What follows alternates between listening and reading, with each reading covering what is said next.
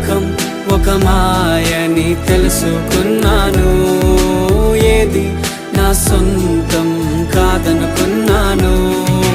తప్పిపోయిన కుమారుని నేనైతే నా కొరకై నిరీక్షించే తండ్రి నా యేసు.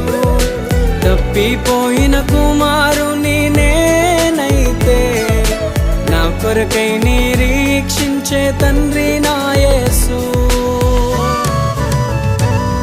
ఈ లోకమంతా నేను వెతకినా నాకు లేదయ్యా ఎక్కడా ఆనందం. నీ సన్నిధిలో ఒక్క క్షణం గడిపి